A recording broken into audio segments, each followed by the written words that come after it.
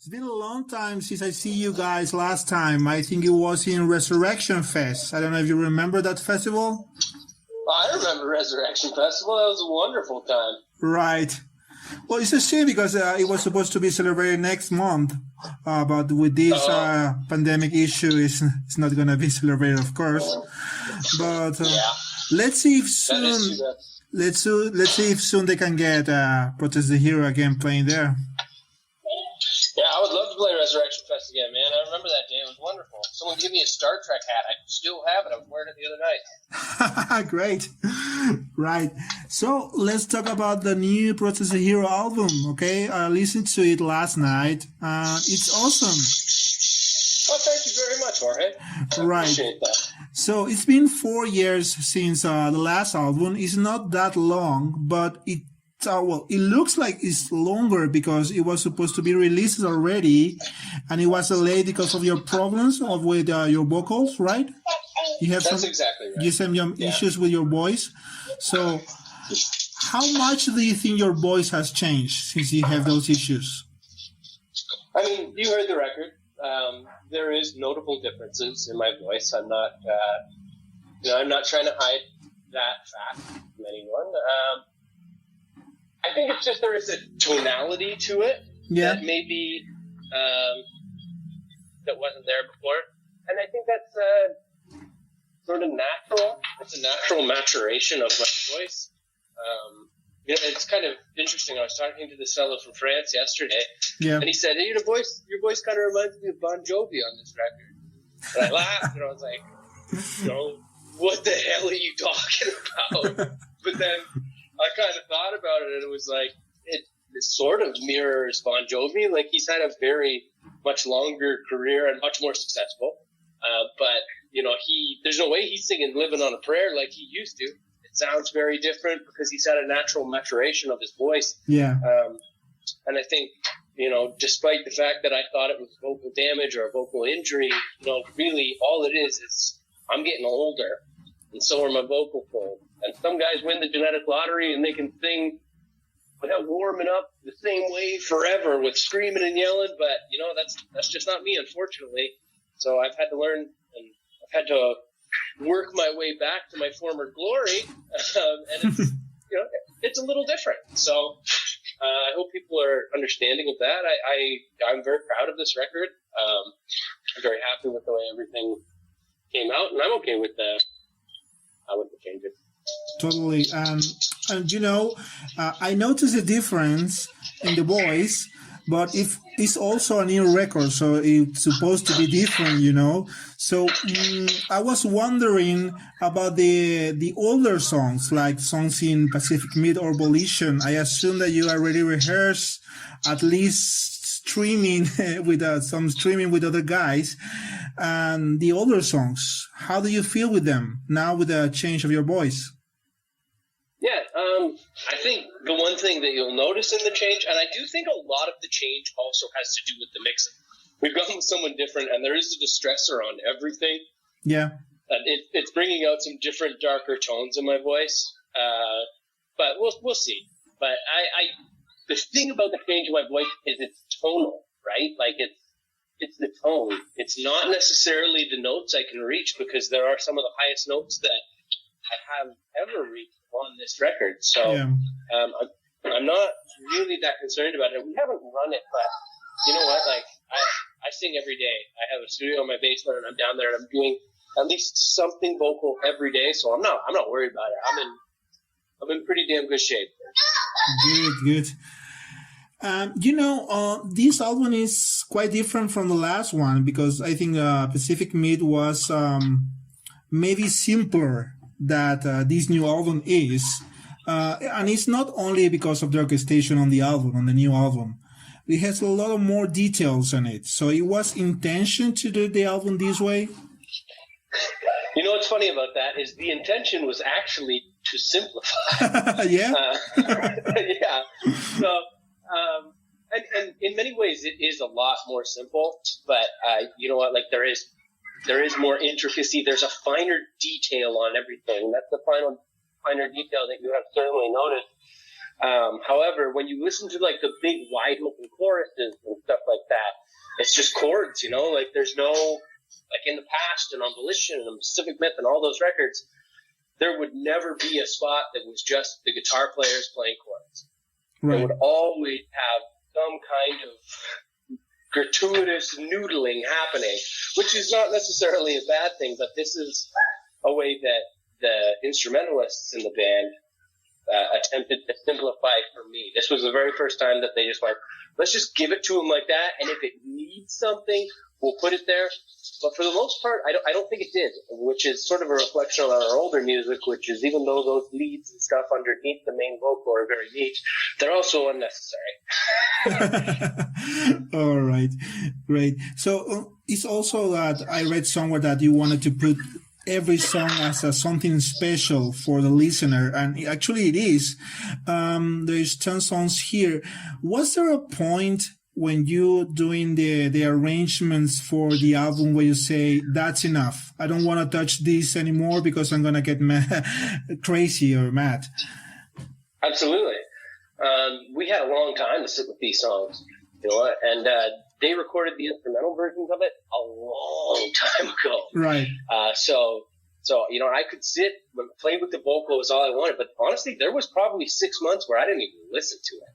Mm-hmm. I had to distance myself from it in order to come back to it fresh, because like the lyrics for this and everything, it's been written for like 3 years, and it's like it runs the risk of becoming very stale to us, so that when we put it out, we're already sick of it. And I don't think that's something that's happened because we have taken the necessary precautions to step back from it at times, and not overthink it. Now, it's also worth noting that with Pacific Myth, some of the ideas were half-baked, not considered enough. And Pacific Myth is a very interesting, in my opinion, piece of our career, because the songs themselves are underthought, but the mixing is overthought. We went back in and we tinkered around with it after it was released. We should have left it alone. The job that Tony did on it when we released it was very good, and then we went back in and we screwed it up. So a lot of people complain about the Spotify releases, the Spotify or Apple Music release of Pacific Myth, and that is entirely on us, and that is entirely what you're talking about, where you're overthinking and you meddle too much and you bring it up, Yeah, totally. Since you released The Canary, the single, and we had a chance to see the artwork for the album as well, there's been some comments on there mentioning about the band getting into politics regarding the American flag and everything. Do you think that a band should or shouldn't have a standing point regarding these issues, politics, for example? Some people say let's just music be music and that's it. Yeah, you know what? Like those people that are out there saying musicians should stay in their lane, they should only make music, or athletes should only do this. Like these are people of influence. Whether they're intelligent individuals or not is totally separate. However, you have a significant platform, and if you're not using your platform in some way to benefit the world, what are you doing? And ultimately, I think you don't necessarily have to be socio-political in your message or anything like that, but if you don't have a message, and there are more bands that don't have a message than do have a message, what's the point of you? You know what I mean? Like, if you don't have a point, what's the point of you?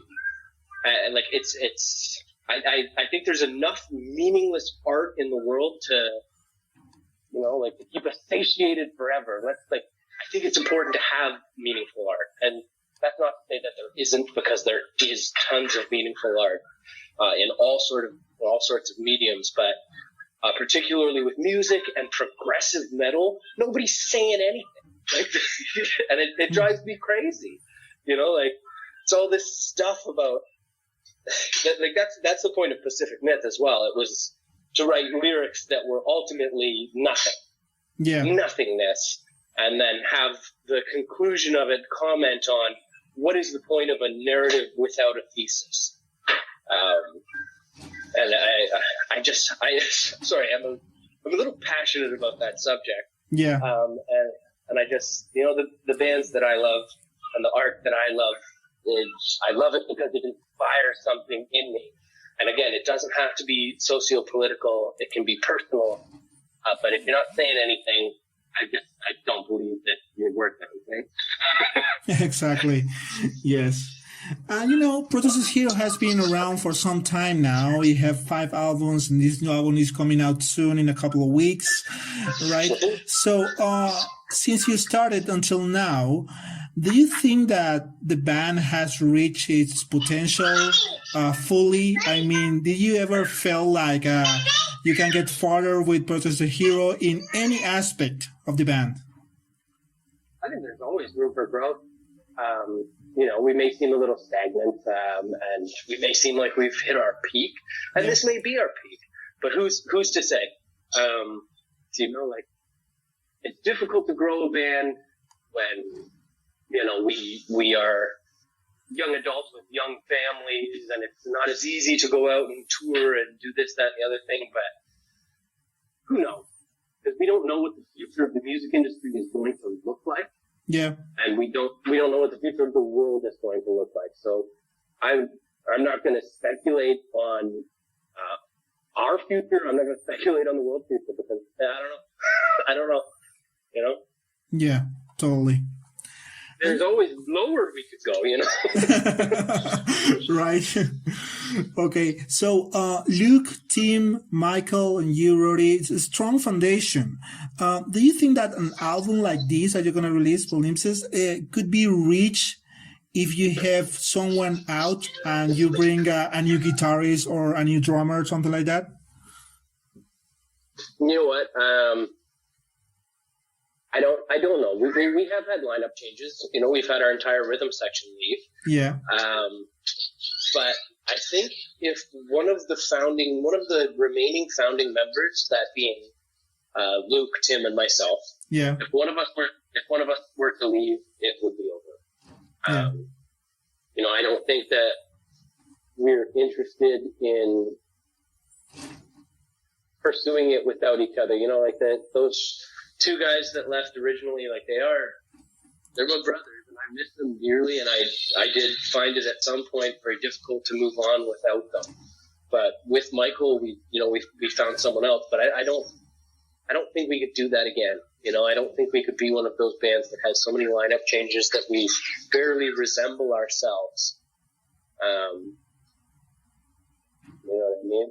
So I think it would be very difficult to move on without Tim or Luke. Or myself. I mean, I would hope they wouldn't move on without me, but who knows? Right. Okay. So I think that in this time where you were preparing for the album, you also became a father, right? That's correct. Yeah. You may have heard my son screaming in the background or baby Jojo on the TV. Right. Congratulations. So I think you even built your own studio, so you don't want to be far from your wife when she was pregnant and having the baby. And also this quarantine came in a good time for you being a dad and staying home. Yeah. No, I mean, it's interesting, and it reflects how long it took this album, because I was building that studio when my wife was pregnant, and then, the album isn't out yet. Yeah. And I don't know if you can hear it, but my son is speaking full sentences. Yeah, I'm hearing. He's like 2.5 years old, right? So it's like, he kind of, like, the day they started tracking guitars for the record was the day that he was born. Yeah. And so we've been writing and recording this record for longer than he's been alive, right? So, and he's old. He's a geezer.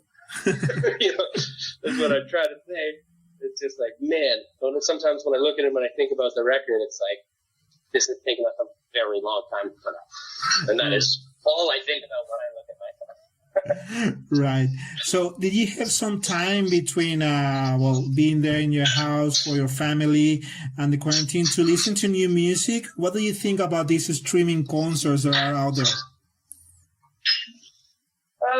The streaming concerts are okay. I mean, I've seen a few of them. Like, a lot of it seems like people just like tracking their stuff in studios, I haven't seen too many bands. Like I saw the band Pup. They did one that like seemed really genuine. Like they were all playing at the same time, and it was like messy and it was weird. Their drummer was playing some weird ass thing, but that was genuine. That felt cool. But there's a lot of other ones that I've seen that I just like. All right, well, like you basically just like dancing to your CD on stream, and it's like that's good. I mean, you're entertaining people and like whatever. But does it do anything for me? No, not particularly. I think if people were really streaming what they were actually doing, it would be very revealing. Right. You know, because, you know, there's fantastic players out there, fantastic singers, fantastic drummers, all that stuff. But the reality is, like, you're not going to play it. You're not going to play it perfect. You're not going to sing it perfect. You know, when we're in these live situations, we got the big PA system. We got all these people that are screaming and yelling. Everything's reverberated to hell because you're in this big hall. And it masks what it actually sounds like. You know what I mean? And sometimes it doesn't sound too pretty. So if people were genuinely streaming what was happening and they were doing it themselves without like a sound guy there mixing them up, I think it would be very exposing for a lot of people. It certainly would for us. I don't know. I think it would be really funny. And I would be genuine if people were willing to do that, but most aren't. And we certainly aren't, so I can't talk. Right. Good. So I want to know how fond you are of your new album, Palimpsest. If people have to remember you for one of the albums of Fretes the Hero, would you like this album to be that album, or do you have another album that you like most, even though you really like this new album? Yeah, I'm all about recency bias. You know, like our newest is always our best in my mind, and it might just be because we haven't played these songs to death yet. Yeah. So they're like more fresh to us. But at this point, I would say that Palimpsest is our best effort, but time will tell. Right. You know, some things age better than other things, and it's hard to say at this point how Palimpsest will age because it's very specific to now. Yeah, right. So when all this finish and you can go back on tour, if you can take any band to tour with you all around the world, which band would you choose to go on tour with? Could we have a band take us? Or do we have to take a band? Or you can take another band to go headline a tour with you. I would go out and I would support Propagandhi. I think they're the most important band. But if I was bringing a band, I would probably bring Distrage from Italy. Right. And I think they're awesome guys, an awesome band, and just like all over the place talented in every aspect. They're always doing something interesting, and they're just lovely people. Great. Well, Rody, just two more questions to finish the interview. These are interview question I do to all the musicians I interview, and it's regarding the first tours you were doing with the band. Remember the first Fretes the Hero tours, and try to remember the worst place where you crashed after the show, where you slept. Yeah, I can remember. We were playing in a place outside of Ottawa on one of our early tours. What is that place called? Cornwall. No, not Cornwall. My wife. And maybe it was Cornwall. Yeah. It was regardless. Not a great place. Not a bad place, but not a great place. But this dude afterwards was like, "Hey, do you guys need a place to crash?" And we were like, "Yes." And he was like, "All right, just like get in your van behind me and follow me back to my place." And he got on the highway, drove for like half an hour to this place called Crystal Rock or something like that. Like it was something that like almost strongly implied that the citizens and population of this place were all crystal meth users. And he took us down to his basement, and like it was like this dusty old unfinished basement that was full of like dirty mattresses. And he smoked a joint and like drank a bunch of beers, and he was a really nice but strange person, and we just like slept on these filthy mattresses while he slept in the bed upstairs with his mom. Mm-hmm. And it was I don't know how to paint this picture correctly, because it was just like, it was weird. It was bad. This guy was like kind of like a redneck Canadian. Yeah. And it's like, everything he said was in this kind of canter. Oh, she was a friggin' dirt and gave me Scully. You know, it was like, just like, that was very specific to Canada at the time, that slang, but it was so weird. I don't know. We slept on this like concrete floor or these dirty mattresses while this guy was just like eating ketchup chips and bananas. It was the weirdest. All right, great. And the second question is regarding food, because you have the opportunity to taste cuisine all over the world where you tour, right? Yeah. Which was the strangest thing or the grossest thing you ate while on tour? I got served raw chicken twice in one day in Russia. So, like, I don't want to say anyone's like cultural cuisine is gross. Yeah. Because it's not, right? It's a cultural thing, but like, I do prefer my chicken cooked. But I think Japan has some really cool dishes. Yeah. There are things there that I would consume that maybe people aren't super fond of being consumed in Western culture, like horse meat. However, I'm very fond of horse meat, as I've learned. But obviously, that's on a very rare occasion when I'm in Japan, which is not that often. But I would say those are the most peculiar things. I had reindeer in where was that? Come on. In Helsinki. That's where it was. Yeah. I have the opportunity to chat with Brian Baker from Bad Religion last week, and he said the same thing. Reindeer in Finland, and he said, "I thought I was eating Rudolph from Santa Claus Helper." Yeah, that's awesome when you're talking Bad Religion.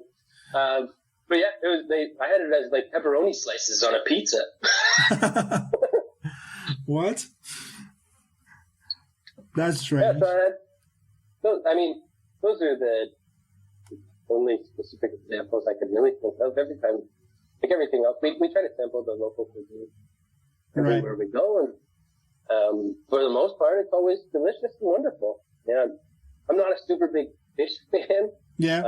So sometimes when you go to Japan, they try and take you to these like wonderful fish places, and like I just sit there and I'm like, oh man, I don't want to insult these people. Like, this is like local culture, and I'm sure it's wonderful for people who like fish, but I'm sitting there going, oh, I'm just trying not to barf on the table. Well, if you're not fond of fish, I think in Sweden they have like it's very typical to eat like fermented fish. Oh yeah. No, I've seen that. I'm not interested in that. Right. Well,